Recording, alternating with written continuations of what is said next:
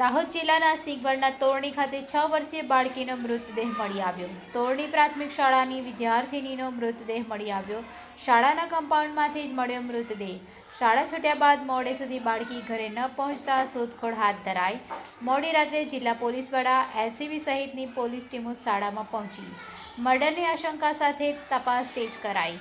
મૃતદેહને forensic postmortem માટે તજવીજ હાથ ધરાઈ।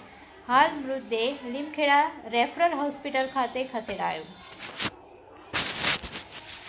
प्राथमिक शाला है, वहाँ कक्षा 1 में पढ़ रही विद्यार्थिनी स्कूल समय खत्म होने के बाद घर पर वापस नहीं फरी, इसलिए जांच पड़ताल की गई।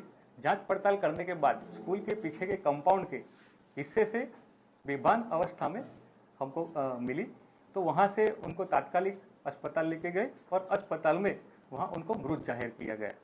इसलिए हमारी पुलिस की टीम आगे कार्यवाही कर रही है और फॉरेंसिक पैनल डॉक्टर द्वारा पीएम कराने के बाद आगे की कार्यवाही करेंगे।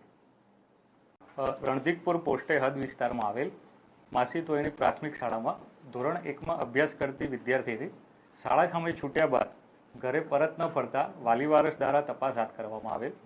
दरमियान तपास करता शाळानी पाछळना कम्पाउंडना अंदरना भागे दीकरी बेभान अवस्थामां मळी आवेल, जेथी तात्कालिक सरकारी दवाखाने सारवार माटे लई जता दीकरीने मृत जाहिर करवामां आवेल, जेथी फॉरेन्सिक पेनल डॉक्टर द्वारा पीएम कराव्या बाद आगळनी कार्यवाही हाथ धरवामां आवशे।